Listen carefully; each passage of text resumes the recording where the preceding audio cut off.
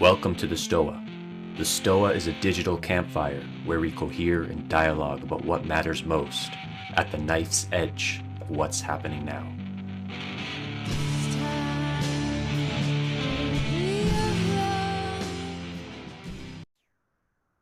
All right, everyone, welcome to the Dark Stoa. I am Peter Limberg, the steward of the Stoa. And the Dark Stoa is a place to explore existential ultra catastrophes for the sole purpose of reframing them in order to navigate them and have sane pathways of action and meaning. And the star of the evening, as always, is the most dangerous man on the internet, Patrick Ryan. And this was a part of season 2 of the Dark Stoa. And it's coming to an end. And if you were here last week or you watched the video on YouTube, Pat did a lecture on who he was. And we didn't have a chance to have a Q&A. So today's session is going to be a Q&A based off that talk. So how's it going to go? I'm going to ask Pat. We're going to have a conversation for about 20 minutes. And anytime while we're talking, if you have a question, put it in the chat box. This will go on YouTube, so if you want me to read on your behalf, just indicate that. And most importantly, keep it clean in the chats. All right, so Pat, are you there? It says no source selected.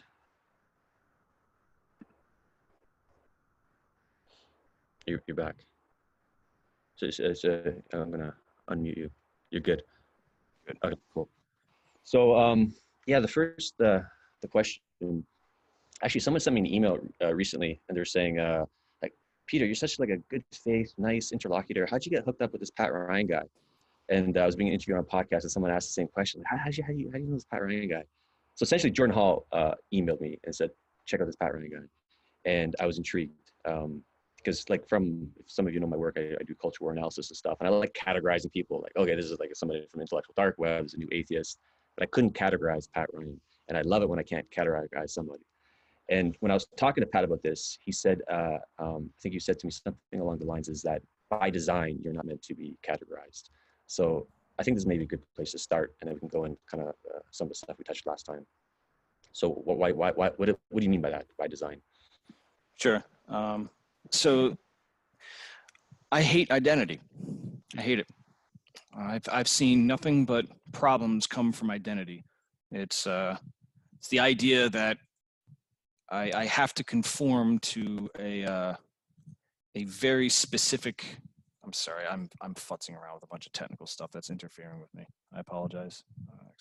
There we go. My concern with identity is that it's always for the convenience of the administrator, not the administrated. There is supposedly some type of social benefit from fitting in within one identity or another. For example, if I identify as a white male, there is some assumed categorical privileges that are then splash damaged upon me. But that implies a Gaussian distribution of such things. So what we're doing is we're no longer talking about humans the moment we talk about identity. We're talking about categorical adherence, my ability to fit into a category as opposed to what my entire brain is actually doing this entire time. That's where the fun is. Up here is where, this is where we are doing all of our behavior just because I could fit into a category or not, so that an advertiser can give me better ads or a politician can give me better distribution of resources. That's not the entirety of my existence. I'm beyond that. We're all beyond that. I think we're all beyond pissed about it as well. So I decided to, instead of say identity is stupid, I'm just going to live a post-identity life. That's basically it. And the early internet, I could do that. It was all text-based. We didn't have video or images or sound or any type of human signal that you could use to justify. If I was 18 female in a chat room, then I was 18 female in a chat room. I'm not telling you why I was 18 female in a chat room. Maybe I'm just collecting information on someone, or maybe I'm just trolling or whatever. I can reinvent my identity per line, per snippet. I could be 36 male in the next sentence.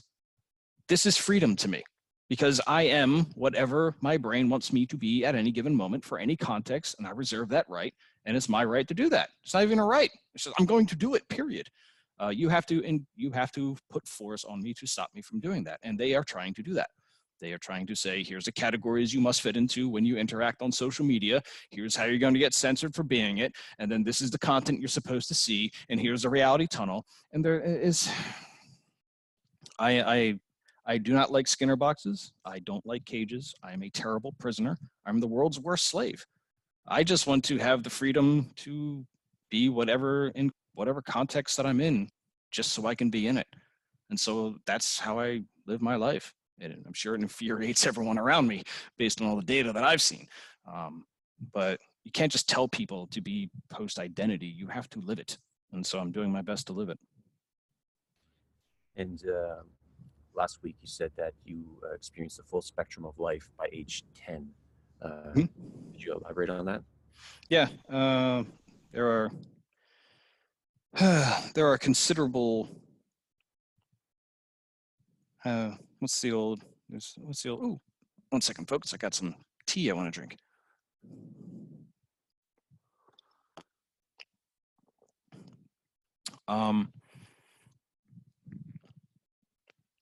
However bad you think humans are, they're worse.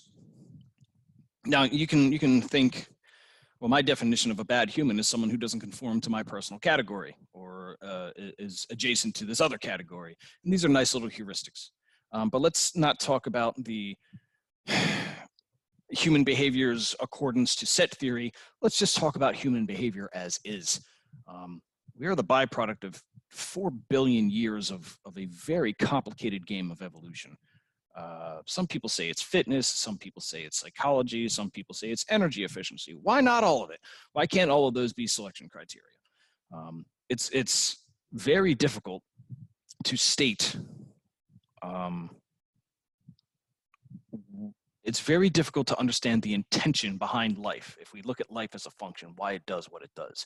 People can take a snippet of it, they can take a fraction of it and look exclusively in that fraction and say, oh, the purpose of life is to generate styrofoam.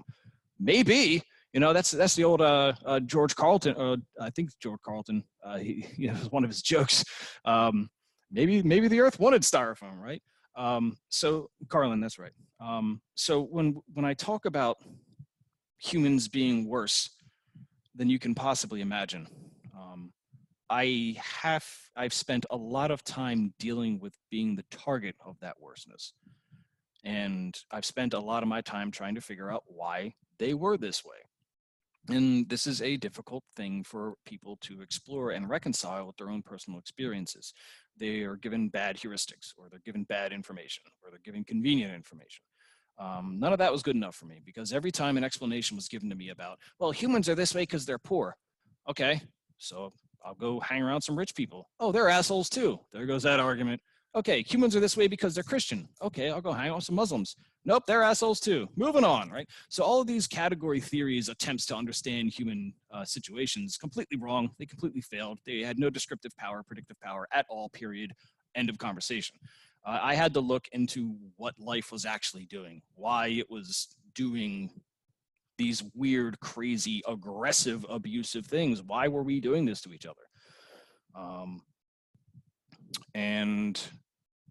I like to think I came close to an answer, but in order for me to even go through, and even for me to, I'm sorry, I have to close something. I'm getting inundated by unlimited.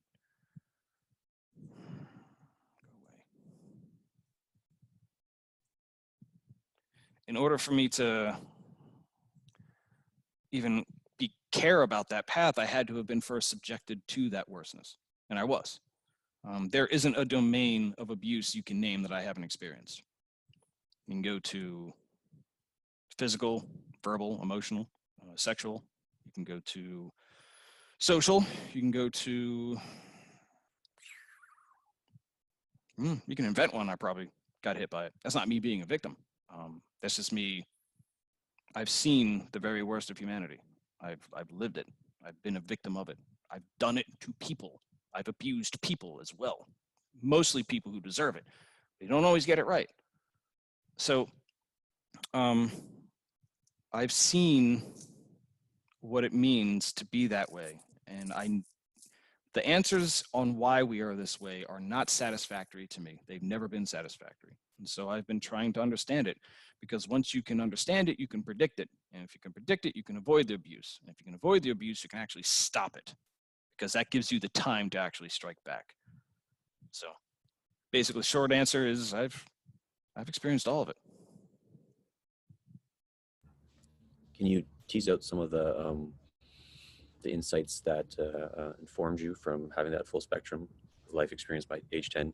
And you said something in the last presentation that you have a keen understanding of female psychology, and I Yeah. wonder, elaborate on that as well. Yeah, that's always one of those claims you make, and there's a bunch of libertarians on Reddit who are going, "Well, now wait a minute," and this type of stuff. But the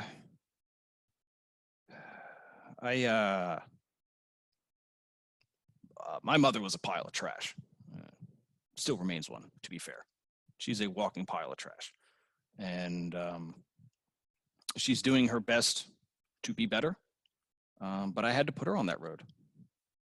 I had to literally force her on that road, and there's no way to fix her. Why? Why was she this way? I know why.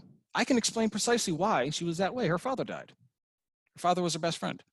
Her father died in a chemical plant from years and years of working there from cancer, at the age of 50, or heart failure or something that involved just working with chemicals way too long in a period in which those type of protections did not exist. So yeah, I can explain that socioeconomically. That's easy. Put on, give me my sociology points. I did it. Yay, I'm ready for academia, right? But that doesn't change what her negligence resulted in, just because I can explain it, and I still had to go through it. So her father died, so she took the drugs, she took the alcohol. Meth was a fun one. So it's drug of choice, she explained it, and she abandoned myself and my brothers when we were 5. I have brothers, right? So, did you know that, right? I haven't seen my brothers in 20 years. I don't know, but being abandoned by your mother is, let me make it worse. Being abandoned by your mother, and then the whole of society telling you that females never make mistakes. Put those two things together. What do you get? What do you get when you have an entire civilization that says it's your right to choose abortion because female rights, right? What do you get when your mother abandons you and then you're told, oh, she should have aborted you? That would have been more convenient for her, right? Well, what do you get when you get that? What happens when your mother drops you with random people so she can go get high every fucking night? So you have all of these concepts of identity being used to rationalize very bad actions, and they get away with it, and they still get away with it to this day. For as long as I've been alive, these sociopathic females still get away with it, and that's entirely the fault of identity. This identity has created this sociopathic Eve, and it's and I was raised by one of them, so I know how they go. I know how they think. I know what happens when you give that particular person full license to engage in any whim of agency they want. And then they have the full protection of the state and federal morality and culture and billionaires and a bunch of scumbags in Silicon Valley who enjoy their prostitutes to have slightly higher IQs than the other ones. So I know these people. I know all these people. So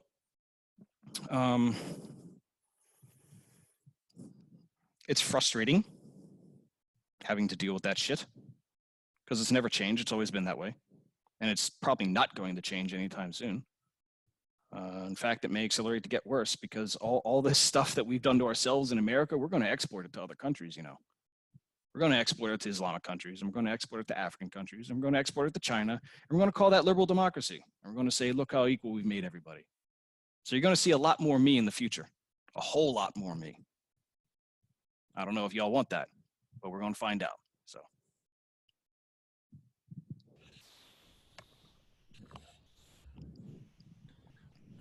So one thing I was always curious about you, and when you came on the scene, I think the Rally Point Alpha, which was like a proto Game Beat group, everyone was like, "Oh, who's this homegrown genius that's saying all this crazy shit?"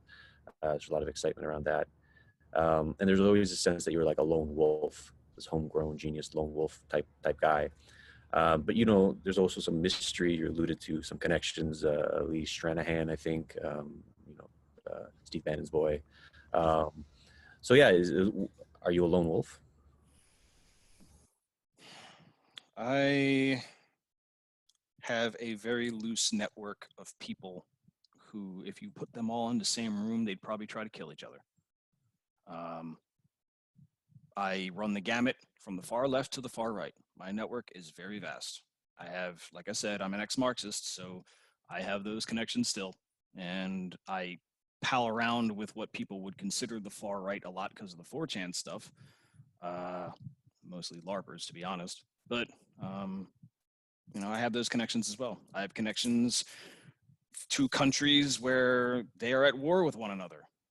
I have a very large network, and I need the freedom of identity to bring that network together and transmute it into something useful. As long as identity remains, and I cannot do that. I'm unable to take these transmutation chains and build the thing I need because identity is actively stopping it from happening. So in terms of Lee, that is a wild fucking story how I got in with Lee. I wrote my book, I released it. A very powerful person read it, and she liked it. This woman, I can't mention her name, and I don't want to. She is probably one of the smartest human beings I've ever met, period. This is a person who was born and bred in as powerful of a family as you can imagine. One of the most powerful families humanity has ever produced. And she was raised by those people, and she liked my book. And I liked the way she thought. I liked the way she approached her problems. And I liked the way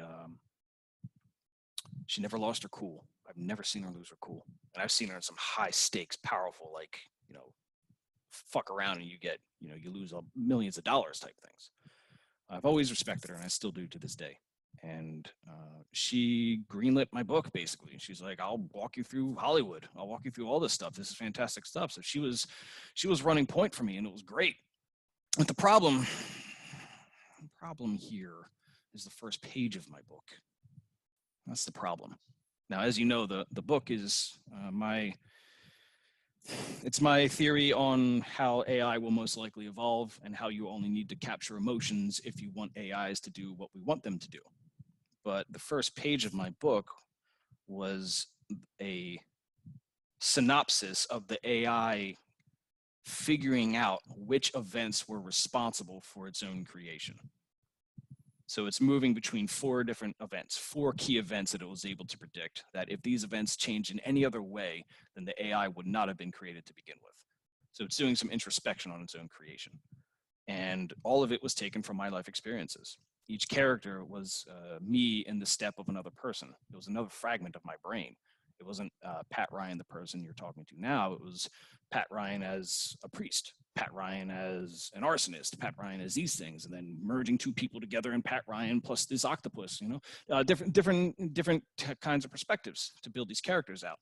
And the one character was the CEO of the corporation who built this AI and all of the childhood trauma he had to go through in order to do it.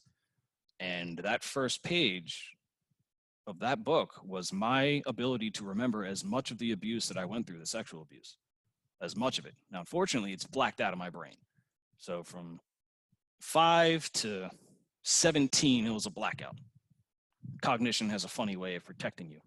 And those first pages were my best attempt at writing it down as much as I could remember. And that, what I didn't realize, I was sending a signal to Hollywood that I was programmed. And I didn't even fucking know it. Because they look for those people. They are looking for people who have endured that level of abuse. They know that they can be, you can give suggestions to them. They know that they are pliable and you can do that stuff. And I was just announcing with a big red light, didn't even realize it at the time, a big red light that I was one of those kids. And so they knew how to treat those kids. They walked them right through the halls of power of Hollywood, because that's the recruitment process. I didn't realize that at the time, but one of her pals in the CIA took a look at my book in 2007 and was like, this is some interesting stuff.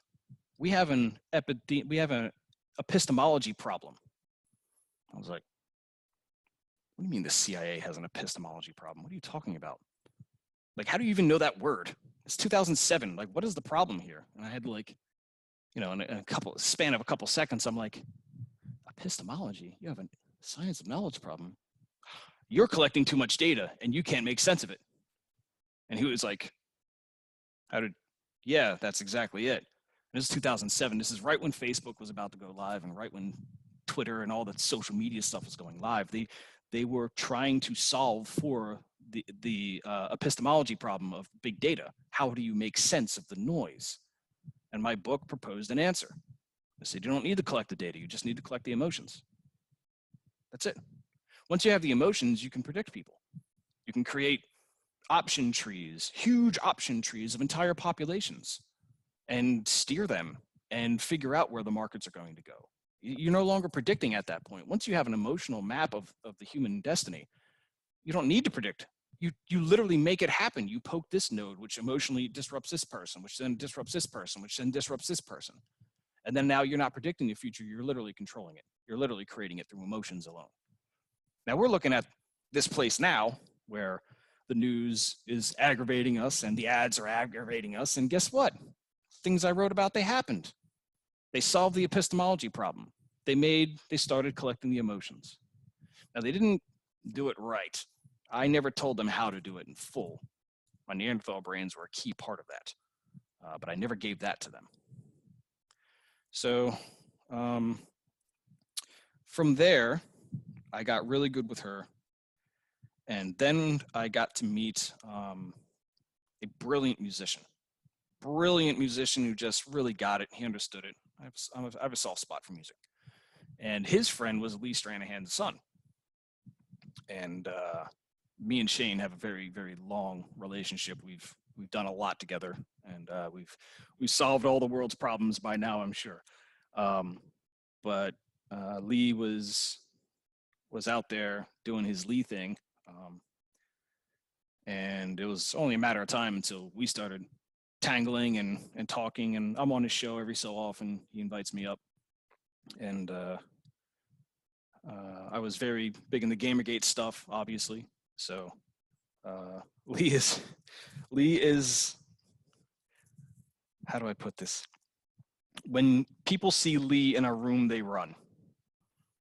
In any one of these rooms in DC, they just run because they know if you are put in front of that dude, he's going to get info on you and you're not going to like it.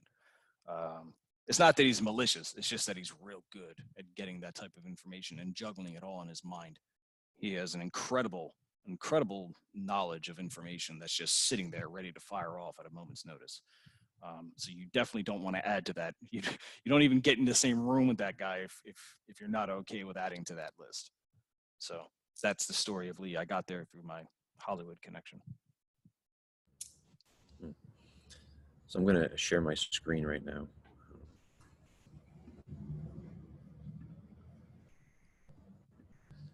Mm-hmm. Mm-hmm. Can you see this? Yep.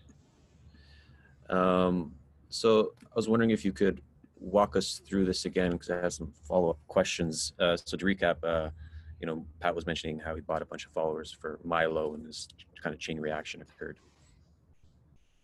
Yeah. So yeah, this is the transmutation chain. So we start with Milo. Milo was the antithesis of the, no, he wasn't the antithesis. He was the mirror image of the sociopathic Eve. So the women who just get away with everything, he was using the exact same mannerisms, technique, languages, everything. He was just like them, but he wasn't one of them, and that was the problem. He didn't fit their identity pattern. So what I was able to do is say, oh, what breeds competition more than emulation? Nothing. If me and you are the same thing, then that's competition. If I'm the complete opposite of you, that's kind of exotic. So I didn't want exotic. I wanted something that was identical to the sociopathic female, and he was real dead close. Plus, he's funny. But from that type of attack vector, that was the psychological reasoning behind that. So picked him, and then I spoofed his spoofed his follower count, which then flags all kinds of AIs and bots and saying creature with interesting properties. That's exactly correct. And by spoofing his accounts, whenever you do that, you get a bunch of followers for tweeting something. People start looking. They're like, "What did you do? How did you? What's going on here?"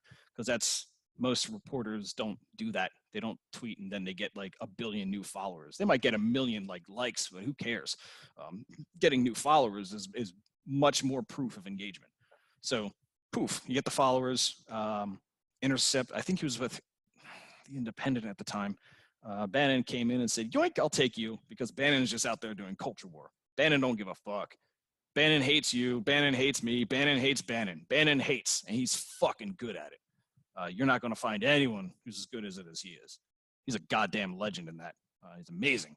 And he has his own vision because he sees certain enemies, certain opposition forces, I should say, that are significantly going to undermine what in his vision should be the destiny of America. And he's going balls out against those people, like big balls out.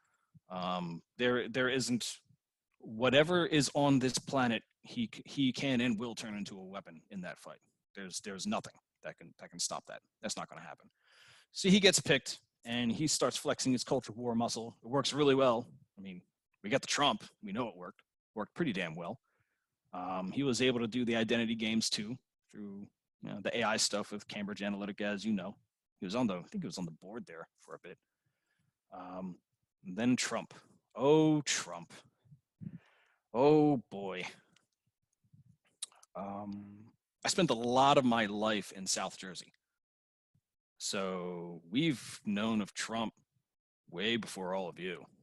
I mean, you can't do, like, I live 20 minutes from Atlantic City. So that's where he made a lot of his money. He made all of his money just like doing casino stuff. Now, the thing about casinos is you can't do casinos in those times.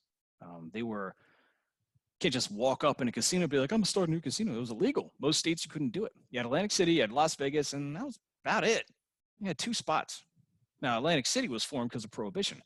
You had all these people they couldn't drink, so they would take the rail, hop on down from Philly and New York and whatever, and they'd come on down to Atlantic City where all the bootlegger docks were and everything else, and you get the liquor. And so you have like an entire generation of like World War II vets. Like their heyday was Atlantic City when they were like 20. Like they'd come down there and they'd drink. That was their drinking hole. And so Atlantic City, like crazy money because it's Prohibition, and it's all illegal money too, because you can't buy the shit. So what do you do with money from stuff that you can't buy? Well, you got to launder it. You got to make that money look legit. Now, how do you do that? With a fucking casino. Ta-da! Solve the problem. All right, so we solved the problem of getting the flow of money from the illegal product. We use casinos. Great, we did it. Which means you can't just own a casino. Even if it's allowed, you can't just roll up in Atlantic City, just drop a new casino and be like, hey guys, how you doing? I'm here for the competition. No, you can't do that. You can only get a casino if you are mobbed the fuck up, period. End of conversation. So that's mob ties.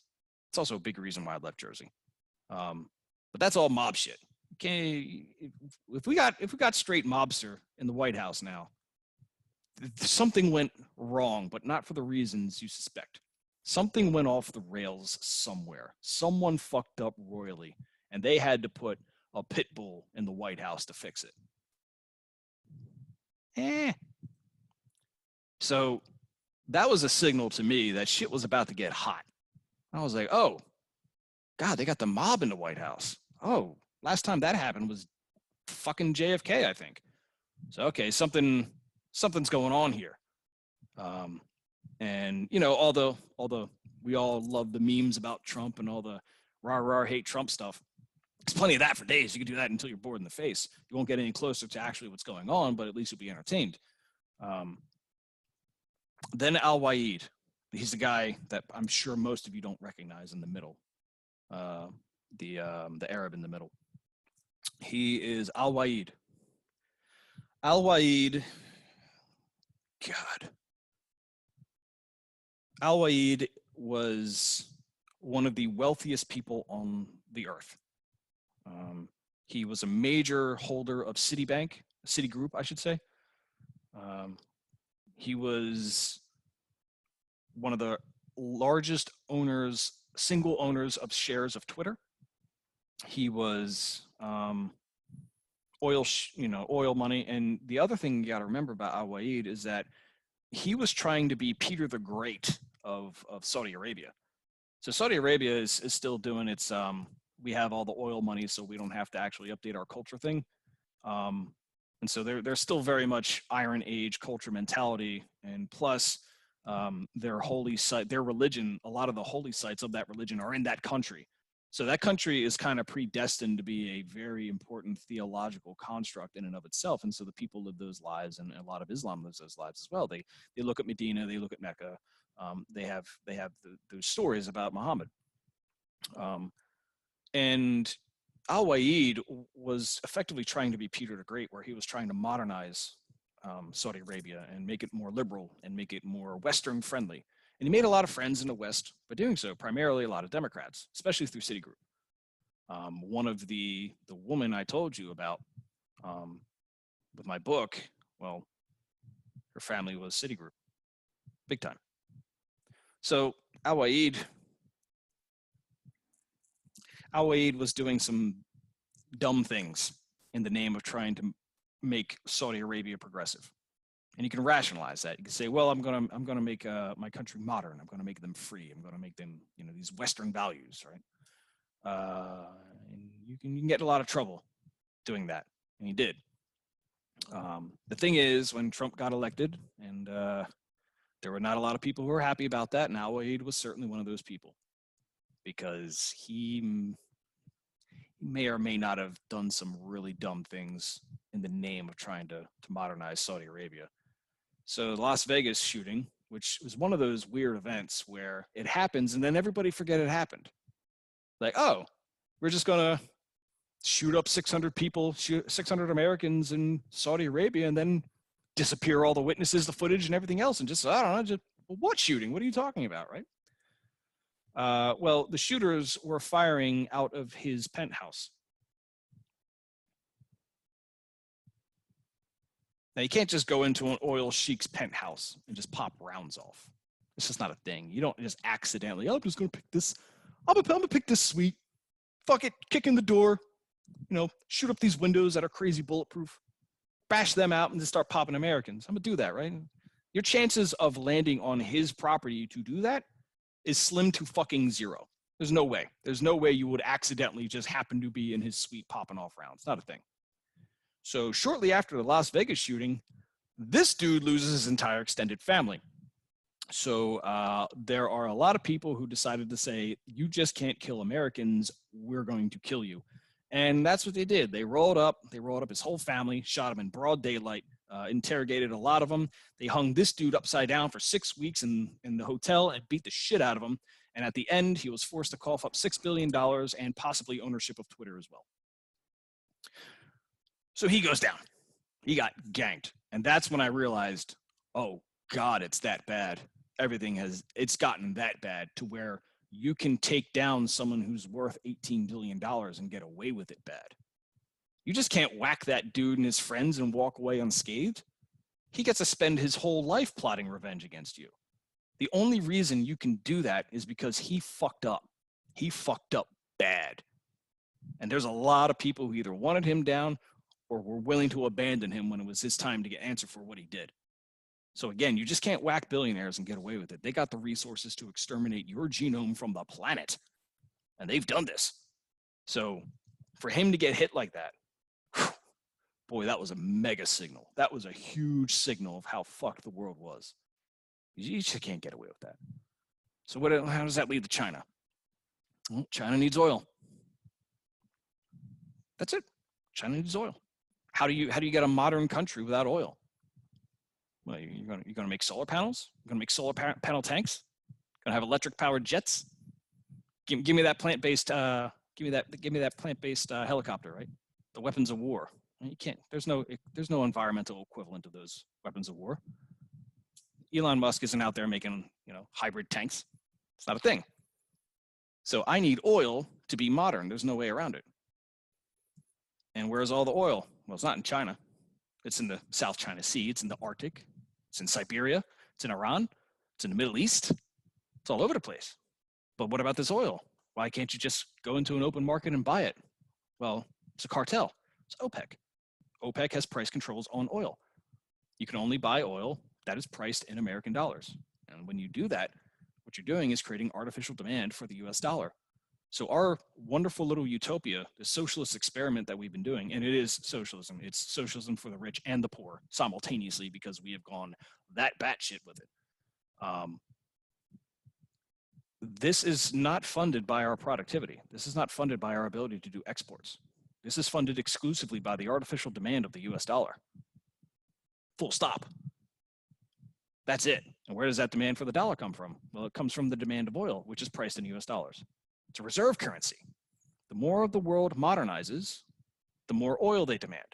The more oil they demand, the more US dollars they need to afford that oil. And that's it. So in order for China to get its oil, it does not want to buy American indexed oil. Because if it did that, it would accidentally make us powerful too. For every dollar of oil that they would buy, it would fund us. And China has 1 billion oil consumers about to come online. So the more they grow, the more we grow, and all we do is sit back and laugh. Because all they do is buy the oil. They do all the work. We just sit back and collect the check. China doesn't want that deal. Admittedly, I don't blame them. But they were aggressive about it. They were trying to cut deals with Iran and destabilizing all these things, and OPEC was real pissed, and there were oil producers who want to sell that oil at market rate. They don't want it at the indexing of the American dollar. They want to sell it to Europe.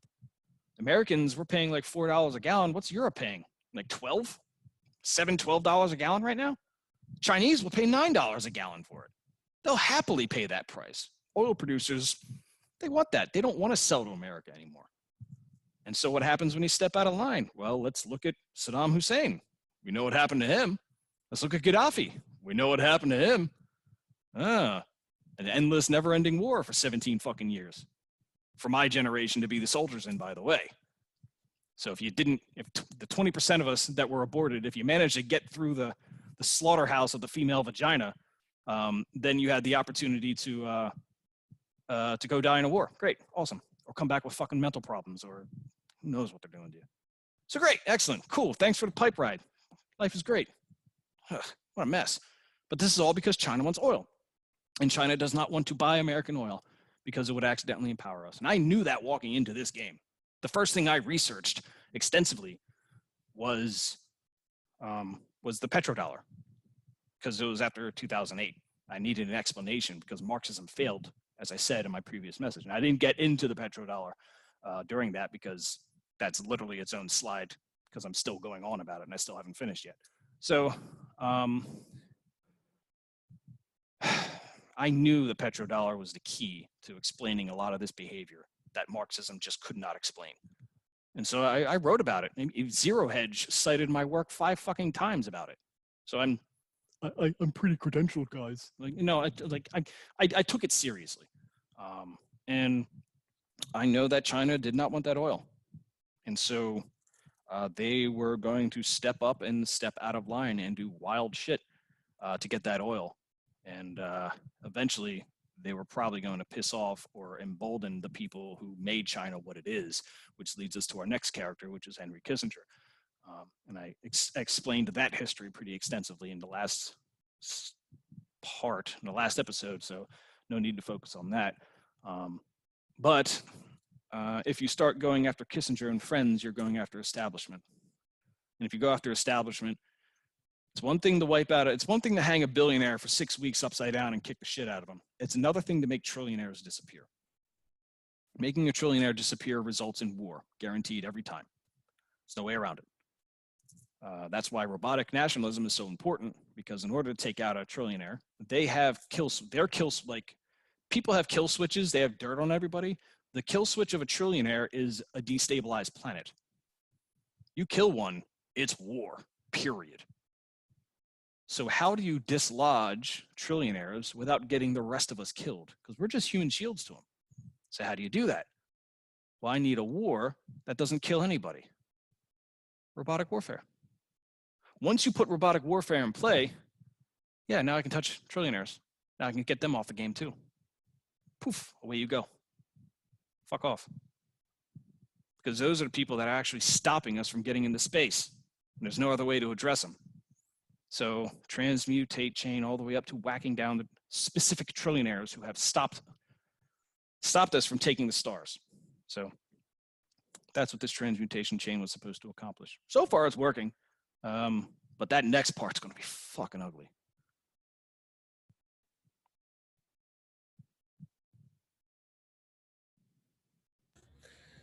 All right. So I'm going to pivot to some questions in the chat soon. Throw them in there if you haven't already. Question from Daniel, who's not here today, is would you trust you? Trust. I would trust me to do what I said I'm going to do. Yeah. If I met me and I was someone else, I'd be like, what the fuck is this character? Yeah, of course. I know what I am. I'm not trying to pretend to be an average person here. Would I trust me? In whole, in general? I don't trust anybody in whole in general. Maybe if the context was like a small village and I was acting like this, it's probably a good reason to bring in the shaman and some doctors and, let's talk it out. But while our DNA is still in that small village, we're very much not. Our technology is allowing us to do this. We're emulating a village. My DNA doesn't like this very much, apparently. So I would trust that I am uncomfortable in the current space about me. That much is obvious about our current location in time and place and what we're doing to each other. You can trust that I do not like it, and you can trust that I will act against it. Cool. Hannah, you had some questions. If you can pick one and ask it to Pat. I have one that I picked. Find it. All right. My experience listening to you now and last week is that of perceiving a lot of pain and anger. And I'm still unclear as to how the content is biasing that perception, since I've only felt this to a much lesser degree before last week. And if my perceptions are correct, I think there are some pretty good and valid reasons you've listed for why you might be feeling them. But I worry that if you are, that those feelings could be acting for you and detracting from your sovereignty. Mm-hmm. So I wonder how you deal with that, or if you do. Yeah, I don't have sovereignty. I just don't have it. My brain is kaleidoscoped. That's one of the byproducts of the abuse and the training. You kaleidoscope your mind, you compartmentalize. There's a whole episode of my life I don't even remember between. It's just blacked out. So I don't have sovereignty. I have a loose network of cognitive tricks and hacks and tactics that keep me going forward. But it's not as if it's my ego, my will at all times, and I control every part of my brain. I've given that fight up ages ago. There's almost no value in it. So it's not my way of excusing actions. Everybody is accountable for what they do to one another. Even if you eliminate morality, we are still at the very minimum accountable for whatever reaction is coming our way based upon what we put out there. I don't need morality for that. And I'm not trying to evade it either. I'm simply stating that, did I go into the, was it with you guys? Did I go into the Eat, Laugh, Pray story about the demon? Did I tell you guys that one? Okay, I'll share this one. So was it Eat, Laugh, Pray or something like that, that book? I don't remember what it was. There was a book, which I've never read, just to get that clear. Eat, Pray, Love. Thank you, that one, right? So Eat, Pray, Love, I've never read. As you can tell, probably not my cup of tea. But the author gave a very fascinating TED Talk well, I should say, she spoke of one particular point in her TED Talk that I found absolutely amazing. She was talking about the origin of genius, the word, the etymology, the thought process behind it. Why do we call each other geniuses? She said it's a burden. She's right. If you are trying to say that if I say someone's a genius, if I say, Hannah, you're a genius, what I'm doing is I'm giving the curse of identity upon you. You are now expected to be a genius because I've now called you that. There's now an expectation where you must be a genius forever in every action you do, in every domain you encounter, because I have cursed you to identity. So now, guess what you have? You have a pile of fucking anxiety, because there's no way every action you're going to do is going to be genius. It's just not possible. That's not a possibility. It's only 3 pounds of meat. There's only so much you can perceive. You can't even do it all. So what the Romans did was something very fundamentally different. They didn't say that the human was the genius. They said you have genius. And that's one of those mistranslations from playing telephone over the centuries. To say you have genius, they implied that the divine manifested as a demon on your shoulder and then whispered the divine into your ear. And then that was then compelling your behavior, and then the demon would disappear. So if you did something great, if you like did this crazy dance and the whole room was just like, wow, that was amazing, or you sung and it was like, wow, that's great, it's because the demon was channeling the divine through you at that moment of time, and then it left. So you don't have the expectation to be the thing just because you're allowed to. You don't have the expectation. The identity is removed by interpreting it that way. And what you're doing now is you're allowing yourself the freedom to be inspired by the divine. Because if you eliminate the identity barrier, the divine can happen to you at any given moment, and you're free to go through it because you know it's sitting on your shoulder. You know it's just commandeering you at that moment in time. No sovereignty needed, no agency needed. It's coming out. And if you allow yourself to be in that space where you give that demon its ability to move, you'll experience life very, very differently. For example, all the terrible stuff that I talk about and all the abyss working that I do, I've never experienced depression in my life. Not one fucking second. I don't even know what it feels like. Couldn't even tell you.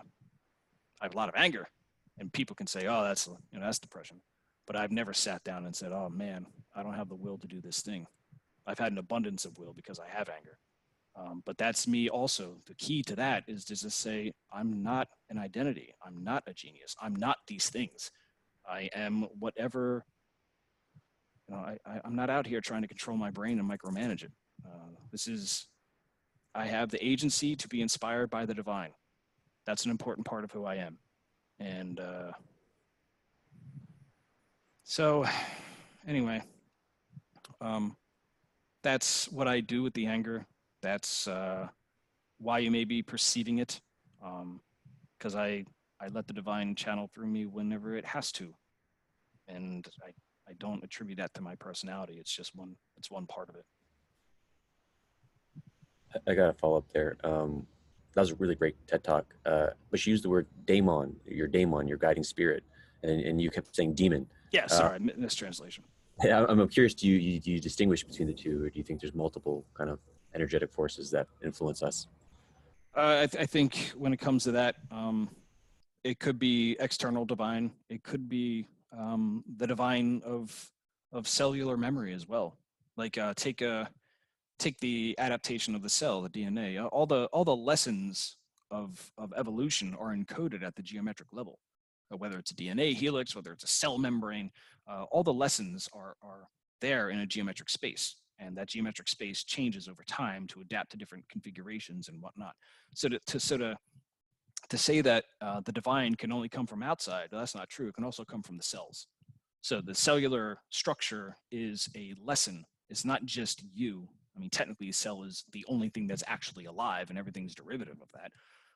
But the cell has the limitations, just as the brain has the limitations of its shape and its size and its what it is trying to solve for. It's giving you suggestions what it's made for because of its shape.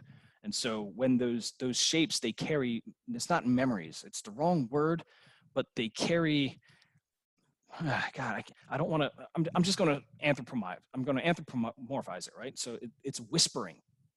These cells are whispering their suggestions to you. And it's not always the willpower that's at play here. These cells, all their lessons, it's constantly this aggregate whisper that is saying, you're going to go in this direction, or you find this person attractive, or you like doing this behavior. It's not a conscious thing. So the divine can come from the actual previous lessons of our ancestors as well. And those lessons are encoded quite literally at the physical space of the cell. So there's like a cellular memory. I think that's where a lot of the what we call divine is really coming from. Jordan, you had a question. Okay, I have unmuted. So, Pat, I've been following you for about 3 weeks now, and I'm a curious game of catch up, trying to contextualize all of this stuff. I guess my question mostly relates to your blackmail economy presentation. So I found it very revealing that you are mentioning having experienced abuse. You seem to have implied that it's ritualized or involves training. I'll let you go into that as you wish, but I had been sensing that you had more than a passing experience with it, perhaps something personal, based on the way that you're talking about it. My question is, the conclusion you draw in your blackmail economy piece, I want to put this delicately, seems to imply that you propose a continuation of it as opposed to a cessation of it. As somebody who considers what you seem to have gone through as probably the highest evil, how exactly are you arriving at the conclusion that the destruction of that dynamic is a bad thing? It's a bad thing if it's mismanaged. It's a little bit of a tactical play. It can be and should be, and I'm just waiting for the goddamn call so I can actually destroy it all. Just to interject, I just want to point out that to somebody who's coming into it, yeah, it really does seem like you're saying, hey, this is fucked up that this is a thing, but we need to maintain the dynamic, which in my mind would almost automatically involve continuing abusing children. So to be fair, I don't state those words exactly. And I'm curious about the chain of reasoning that you're using there, because what I'm doing is I'm saying this is what's going on, and here's a proposed attack against it. And when you launch that attack, there are two possible outcomes. So it's if I didn't make that clear, then that is the intention behind that. And I should probably spell that out a bit more. But on the other hand, if you attack and you fuck up, you will not be able to attack again. They will adapt, they will double down, and they will lock the whole shit down, and they will continue doing this forever. So is that what's going on with the Epstein-Maxwell affair right now? That's Has this just been mismanaged? It leaked into public, and now they're scrambling? Not mismanaged. That leak, all of that was intentional. When you're, like I said, hunting trillionaires is not an easy thing. Hunting trillionaires is the most difficult sport you could possibly ever engage in, because there's too many chess pieces. Way too many chess pieces. So you want to make sure that when you do something, you have thought well in advance about as many complicated outcomes as you possibly could, and have reactive forces in place to manage them and steer them back into the main story. Because again, if you fuck up, they adapt and they will learn. We know what happens if Epstein goes free. We know what happens when Ghislaine goes free. All their buddies, they won't laugh. They won't say, ha ha, we pulled one over you. They'll say, fuck, that was close. We need to get better at this, and they'll get better at it. So you need to make damn sure that your kill shot's an actual kill shot, or you're fucked. All right. I put you on mute, Jordan. We're going to get to another question. So, Coops, you had a question above. If you can unmute yourself and read it. Yeah, I was just curious what some euphemisms would be, what would be contained in a supposed Icarus dead man switch. What kinds of things did William Turnbow change your mind on? I like that podcast with him that you did. And, sweeping into your blackmail inflation talk, is that still running, behind the scenes? Is that controlling the nuclear game, which is, basically power on a world stage? Is that the puppet master? Is it blackmail, or is it something else or deeper connected? Yeah, I'll let you go there. Thanks. Yeah. So I can answer all those questions in one answer, I believe. So, what is a central bank? A central bank is a central account of all transactions, meaning it is one source of authority. All the transactions that move in, all the transactions that move out. It is stamped with my authority, and there is no contesting authority to it. There's nobody out there saying, I'm also a central bank. Haha, look at me. I can get around this guy because he's an asshole, so use my banking accounting instead. That leads to messes according to the world rulers and the managers of things. And administratively speaking, it's easier to have one source of authority. A central bank does that. Now, each nation has their own central bank, yes. But then there's the Bank of International Settlements, and they resolve all of the tensions between the central banks. And then you have IMF, International Monetary Fund, and World Bank. So you have these management forces that are steering the central bank decision-making policies. How much money do they put in the economy? How much money do they pull out of the economy? This is very important to get right, because if you do it wrong, you get hyperinflation and you get Nazi Germany, or you get a depression and you get 1930s FDR land. So it's a careful balancing act. And that's where the problems start. It's a balancing act. Now, I've been a programmer for 20 years. And if you know any programmers, one, God bless you, they need all the help we can get. And two, they experience the folly and the hubris of the architect.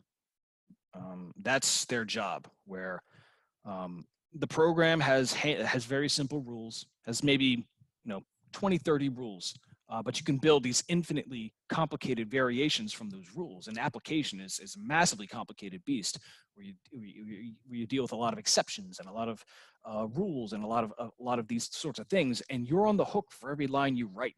So every time you write a line of code, that code is not going to get pulled out later on or ever, really. Most code rarely gets overwritten. Instead, people solve their code by adding more code. That's actually an easier way to do it, because undoing code is expensive. It's like undoing law. You have to undo all the institutions, and you have to undo all the other laws and the correlating laws and the social programs and all this other shit. Well, code is the same exact problem. Now, as you go through and you architect this thing where you have total freedom to architect it, you are now on the hook for everything you've previously done. Every rule that you've made, you're now on the hook for, and you're infinitely trying to resolve a consistency between this stuff. So you're going to make mistakes. You're going to make mistakes. There's going to be bugs. There's going to be problems, right? Well, the same is true for a central bank. The same is very true for a central bank. They're going to make mistakes, but what does a mistake of a central bank look like? Well, two categories of mistakes. One, the money is leaking somewhere. It's not going where it's supposed to go. So if you think of a central bank as like pipes connecting policy to money volume. All right, what happens if that pipe is leaky? Where does the money accumulate? Well, it's not going to the social program. It's not going to the purchase agreements. It's not going to bond purchases. It's going fucking somewhere, but where is it going? Well, someone figures it out. Let's say someone comes along and says, oh, I found that money. Does he run to the central bank? Hell no, that's free money. Bro, that's free fucking money. I am not going to tell the central bank that I found a leak in your system, give me a pat on the back, go me. No, I just found a bottleneck. I just hacked your system. I got free money. And the thing is, I catch you using that. Maybe you got too flashy. Maybe you bought too many Porsches, or you got too many Rolexes, and you're really peacocking it pretty hard, and you're not hiding it very well, that you got rich suddenly despite the fact that you were a janitor 3 months ago. So you get lucky, you hit the fucking lottery. So he said, the shooty boys are looking at you real suspect. They're like, this dude's he's balling pretty hard. We should probably look into that. That's probably indicative of us fucking up. So we got to look into that. So he looks into it, and I go to this guy and I say, hey guy, jig is up. I know what you're doing.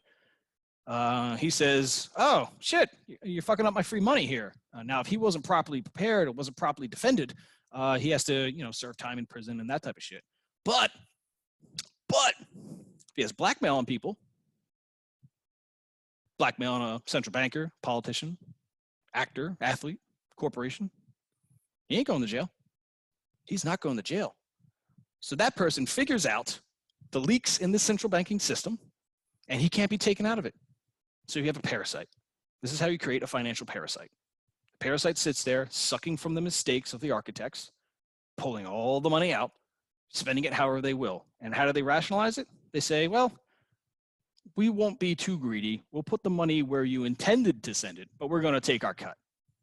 Okay, that's just one parasite. I've explained how you build one parasite from a central bank. You can scale this out to hundreds of thousands of parasites. Millions, in fact.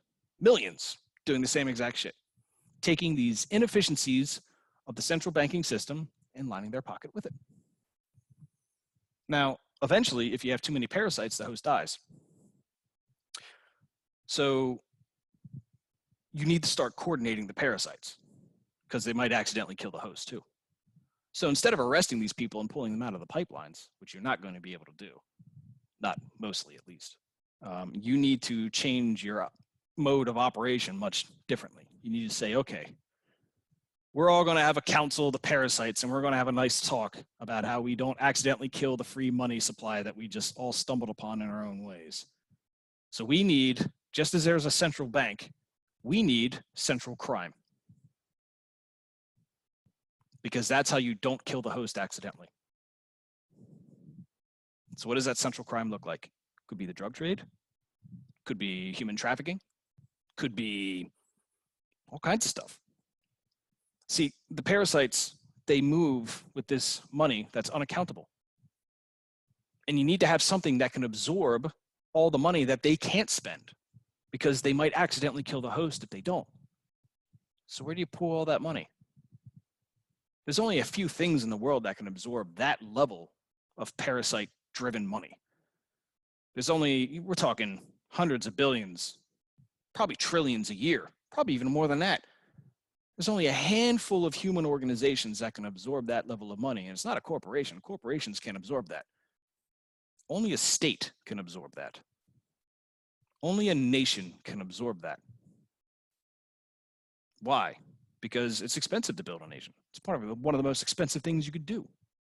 You have to fund the soldiers and fund the workers, and you got to build the roads, and that's a lot of spending. That's a lot of spending. Now you can't just fund any nation.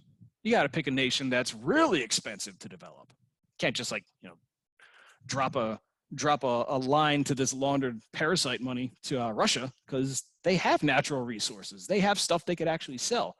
No. You got to pick a nation that is almost impossible to cultivate, that is surrounded by its enemies, that is full of no water, that is completely covered in deserts. I can't name names, but you might have an idea.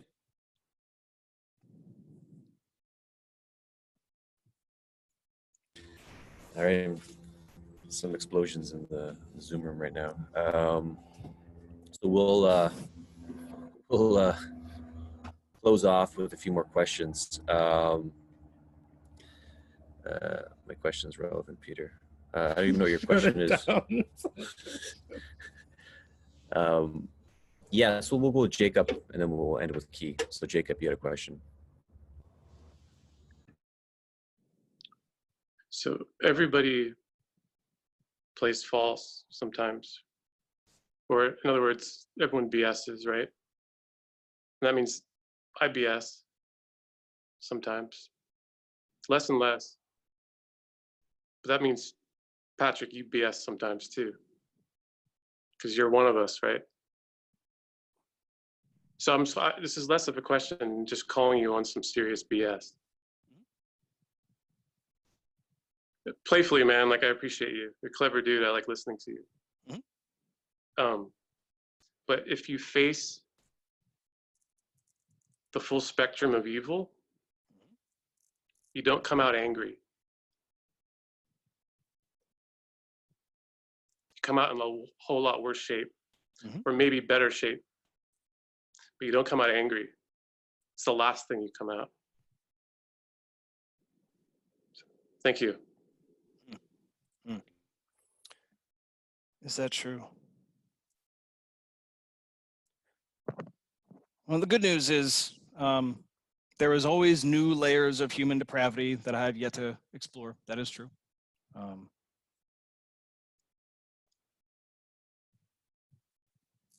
Anger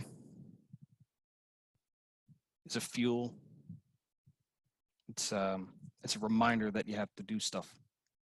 It's like this nagging, like, yeah, you should do the thing, you should do the dishes, right? The anger will drive you into action because what's the alternative? To sit and think, and that's okay. It's okay to sit and think every so often. But you can't think forever because you eventually die. You just run out of time.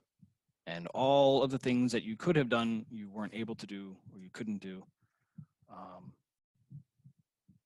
And so when you're dealing in that full spectrum space, and this is me stating that, yes, there are levels of depravity that I have intentionally refused, and there are levels of depravity that I have not been exposed to that can get real bad real quick. But with that said, people call it bullshit. I call it noise security. So noise security is an important part. Think of celebrities when they say certain things, like Kanye West, for example, right? So Kanye West is always on Twitter doing some shit. He's always just saying something wild, right? Well, that's noise security. You can't actually get Kanye West from his tweets. You may think you do. You feel like you do. You think you figured out the Kanye puzzle. But you didn't. It was noise security. You can't just look in here instead of there, right? I do a lot of noise security. There's a lot of shit that I put out there that is intentionally wrong. And I have to do that because there are people constantly trying to find information about me. Constantly. I've had New York Times send opposition research on me. Yeah, fucking when's the last time you got hit by oppo research of New York Times? Good luck. So you need noise security. So what do? I feed them dirt. I feed them fake dirt on me. It's like, oh, I was here. I was beating this black kid. Haha, look at me. I'm such a racist, right? So I feed them that. And then they go wasting all their resources and cycles on that. And they say, oh, he's close to Bannon. He must know this. And I say, okay, I guess I am. So I just throw noise on that too. So I have all these journalists looking out for all this info on me, and it's all bullshit. So yeah, noise security is a really important part of it. Now, in terms of my core and my soul and my essence, like I said, I said I don't have sovereignty. I know I don't have sovereignty. So to me, I'm just a function. I mean, I've stated that many times on Twitter. That's probably the truest thing I ever put out there. I see myself as a function. Input is life. Output is getting the fuck off this rock. There's plenty of people out there who are happy or working on happiness. Let them be that. They're better at happiness than I'll ever be, and I don't fault them for that. I'm not jealous of that. Everybody has what they do very well. Some people do happy very well. I don't do happy very well. I don't do it at all, almost. Yes, things can always be worse. I do use noise security, and I'm just one person who thinks I got the alchemy right, and if I got it wrong, I just go back to being poor. I came from poor. I can go back to being poor. I know how to solve that. That's easy. But then, I just live a life and I die and whatever. Maybe I get to love someone. Maybe I don't. Maybe I can jump on Tinder and Jesus Christ, it's a disaster nowadays, I hear. I don't know. I just don't do happy very well. I wasn't trained to do happy, so I don't know how to do it. So, very good at anger, though. I hope that answers something. All right, Key, bring us home.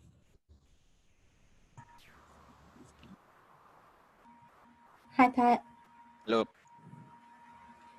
Speaking of getting off the rock, also thank you, Peter. I know I made a big deal about like the last question or whatever, but I actually really appreciate it right now for the things that have been talked about. So, and thanks to everyone here as well for being here. Guess I needed to say that. Yeah. Okay. The question comes from you saying that your output is to get off the rock. So I just wanted to maybe ask you to go into that a little bit, like the Neanderthal Brain Project.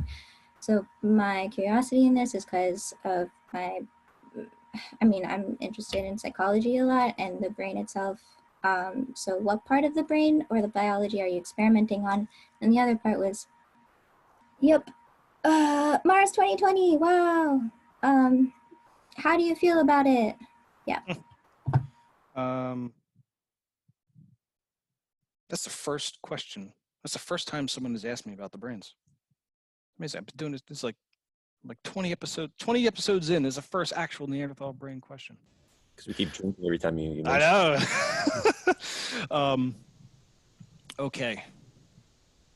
So, brief history of why every single attempt at space we've done has failed and is destined to fail. Figured out the first rockets in like 1920, I think. And the Germans got really good at it. And the Americans were like, hey, you Germans are pretty good at it. It'd be ashamed if you die at a war trial. So why don't you, just work for us instead? And they said, hey, that's a pretty good deal. And so von Braun comes over and helps NASA, basically, right? So you have some Nazis running around and giving us their technology, and go us. Russia got their own Nazi guys. They got a lot of interesting math people we didn't take. We didn't take the math people, and that fucked us, I think, in the long run. The Russians have much better mathematics than we ever will. And it's entirely from that split after World War II. So we tried the space thing. And what is, why did space happen in the 60s? What does it do economically first? If I'm an economic planner and my currency is overheating, it's very much in demand, but I have to print only so much of it because my dollar is pegged to gold. I can't just freely print my money. Something has to absorb the hot money. And at that time, our dollar was actually pegged to gold around the 1960s. It severed in 1970, it went over to the petrodollar. So I have a huge incentive to keep my economy in balance and the presence of my dollar in balance. So I need a big heat sink, just like there's central banks that create central crime. If I have a managed economy, I need something that can absorb all of the extreme amounts of money that I'm about to print. Space program was it. It first served as a function to absorb all that hot money. That was its job. And it humongous amounts of money. I mean, stupendous, an appetite, a pit of just fire that just absorbs and destroys money. And that was its function. I mean, it's like economically speaking, that's its function. Its scientific research was a great output. The R&D stuff that it paid for was fantastic. The laser comes from that. Certain computer stuff comes from that as well. They did fantastic work, the R&D side. That was a happy side effect. And getting to space was, and maybe, put some people on a rock or whatever. But that was the huge justification. And so what that did in all of our minds is it settled the argument once and for all. Only the state can get us into space because only the state commands the money and they have the incentive and they use the economic either multiplier or destroyer of a space program to do so. So then the military gets involved and they're like, hey, orbital dominance is kind of important because Sputnik happened and what the fuck? Why is that satellite up there beeping at us? Like, what? Like, we need to do something about this. And so now orbital dominance is important. So if any other nation decides to try and build their own space program, oh, wow, look at that. Their capsule blew up. That's weird. Oh, their landing pad doesn't work. Oh, they're having electric. Oh, they lost their electricity. That's so strange. Orbital dominance is a real important part of U.S. military doctrine. And so we've actually put ourselves in a trap where India and China are in a much better position than America is. And it's fucking bad. It's bad for the U.S. military. And as a result, it's bad for global stability in the sense in which we have it now, although there are alternative models of global stability. For starters, we only leverage the public sector. So very soon, you're going to learn that the amount of money laundering that NASA was doing was stupendous. That information's coming out in probably like a couple weeks, maybe a month from now or two. But you're going to learn that NASA was doing serious fucking money laundering and not going out to like doing the space program shit and stuff like that. There'll be more details on that later. But the key thing is that when it comes to China and India, they can leverage both the state and the private sector to go into space. So they can leverage their corporations to do it. We have like a handful of corporations owned by a couple, soon to be trillionaires. We put a lot of PR on them and they're going to solve all of our problems. But I've been to SpaceX. I've seen their shop. I see how they work. It's a 3-shift process, day and night. They have to manufacture all their stuff in-house, in country. So that means like chip fab and all this other shit because they can't trust China. They can't actually go out to international vendors and build their stuff because SpaceX they get $1 billion a year from the Air Force. Yeah, most people don't know that. So they get a guaranteed grant because the Air Force Constellation is $2 billion a year to run. And Elon basically said, yeah, I'll cover, just give me half of that and I'll reduce your costs. They said, okay, there it is. So now they just save 50% of their budget. Awesome. And then Eli's out there. So when you're playing with these powers and these like tremendous forces of nature, and just to harp on the Elon bit again, he was concerned he wasn't going to hit a certain deadline, so he wanted to leverage an alternative means of launch. I forget what launch this was, but he went to. There is a union. I kid you not. There is a union of spaceship owners. I don't know what it's called, but there's actually like people who own spaceship launches and spaceships themselves. And so Elon went to these people and said, I need a backup rocket in case my production doesn't work, because it was still like experimental and that type of stuff. And they looked at him and they saw all the star power that was Elon Musk, and they figured, hey, you're rich. We'll bilk you for everything. So they said $600 million. $600 million for a fucking launch. Elon said, fuck that, fuck you. Never dealing with you guys again. Right? So, and then there's satellite insurance. And then there's fucking satellite insurance. So like,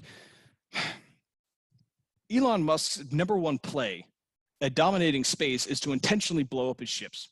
That's the smartest thing he could do. Because every time a ship blows up, he's going to wipe out the satellite insurance market. He's going to completely crush it. And so when you play that game, it just wipes out his competitions. There's nobody that can even afford the risk to launch. You have to use the old school tactics of doing everything in triplicate to build like 3 of everything, every damn prototype you come up with, which is still somewhat done today, but satellite insurance is a big part of reducing the risk of launching to begin with. Every time his ship blows up, and usually like satellite insurance payouts is all money in, no money out, because ships don't blow up because NASA's in charge. But he's just blowing shit up left, right, and center, doesn't give a fuck. So as a result, he's emptying those coffers. That's no longer a profitable market. Anyway, the point is there are severe imbalances in how America does space anymore. It's turned into this like catastrophic Byzantium mess of policy and funds, and it's a total disaster. So as a result, the Chinese and the Indians are going to leapfrog us pretty fucking hard. So I'm looking at this like, okay, guys, it's obvious to me now why we're not in space more. Now it's laid bare. I get it. So I realized that, okay, well, maybe putting the nerds and the eggheads in charge was the bad idea, because now it's the actuaries and the accountants that are in charge. And that's also a bad idea, because I think there was a former director of NASA. He came out and stated, this is almost like we're building ships in the 1500s, filling it full of supplies and people, launching it all across the horizon and telling it to stop and come back. It's like, that's a stupid model. That's a ridiculous model. Those ships have to do something. They have to come back packed with something, either spices or money or soldiers or something. Otherwise, why are we building these damn ships? So I looked at that and I'm like, oh, okay, well, you need a labor force. That's it.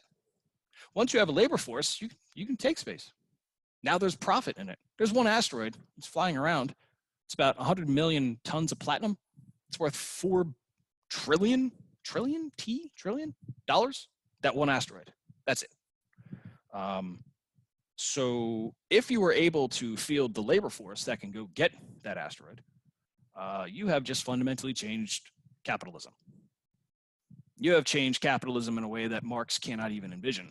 You will make every socialist look like a fucking lazy pile of shit that they actually are. Because what this does is you said, we're going to redirect the capital flows away from making another dog walker app. Fuck you, Silicon Valley. And we're actually going to do something useful, like collect goddamn asteroids. And the byproduct of that is we're going to create the infrastructure to keep doing it. And we're going to have the labor forces that can actually do it. Now, the thing is, you can't send humans into space because we suck at it. We absolutely terribly suck at it. They don't tell you when humans come back from high orbit. The brains are not working. The brains have problems. So what happens? Life has this one signature that's guaranteed no matter where it starts on any planet. Whether they use DNA, whether they use carbon, whether they use any other material, it doesn't matter. All life has the lesson of gravity built into it. There's no way to escape that. It is a constant of the universe. No matter what alien evolves, no matter what happens, gravity is a key part of its evolutionary cycle. And if you deprive that life of the gravity that it grew up in over billions of years, that life isn't going to function pretty well. And expanse, right? Expanse goes into that pretty heavily. So humans as the labor force in space is not possible. But what makes humans such a good labor force to begin with? It's not our hands. It's the fact that we can talk to each other. Otherwise, we'd send fucking giraffes into space to mine for us. Can't talk to giraffes. To send humans up there because they can listen to us and they can understand our plans and our organizational tactics. But we're not the only hominid. Not anymore. Bring them back. Let them go into space. Harden them. Get their brains ready for space. Get those Neanderthals ready for that. Because we can't experiment on each other. We have too many laws and moral qualms and issues with each other to politicizing everything because we're stuck in this identity trap. So let's send someone who isn't trapped in identity, who's been asleep for 400,000 years. Let's wake his ass up and saying, hey, buddy, you're going to save us. You're going into space.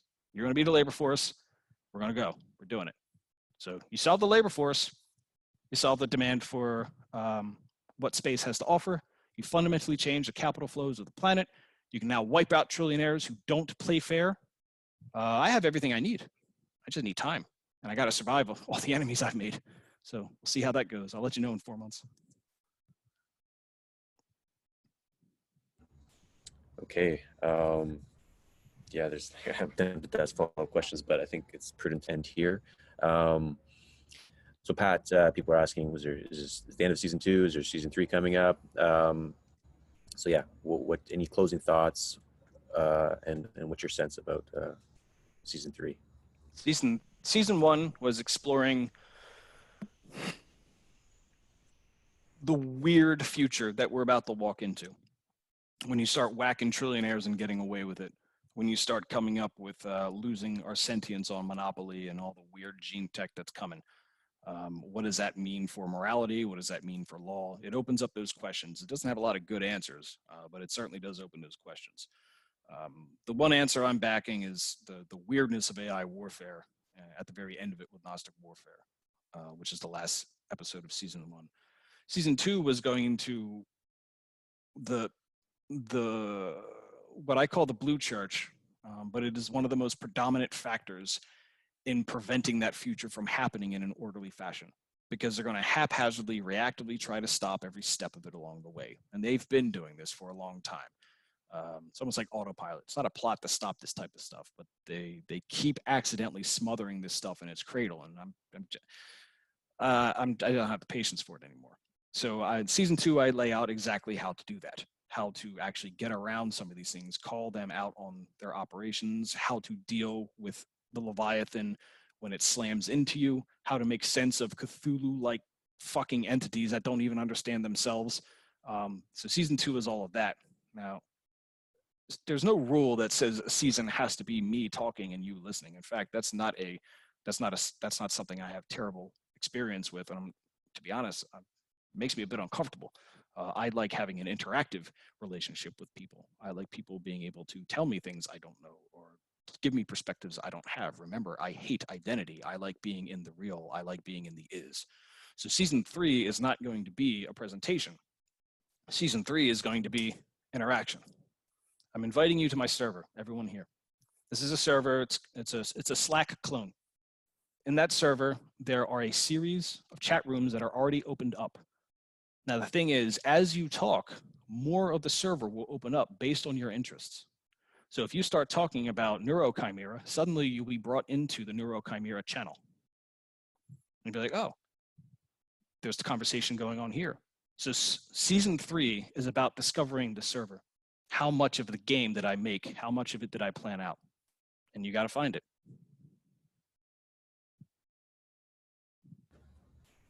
All right. And that link is in the chat, by the way. All right, everyone. Pat, thank you for season 2 of Dark Stoa. If you'd like to give a gift to Pat, you can go to this website right here. If you'd like to support the Stoa, go to Patreon. It's probably not wise to have Patreon hosting the most dangerous man on the internet, but there you go. Yeah, and you can go to a website to check out other upcoming events at the Stoa. So thank you, everyone, for coming out tonight. Thanks, folks.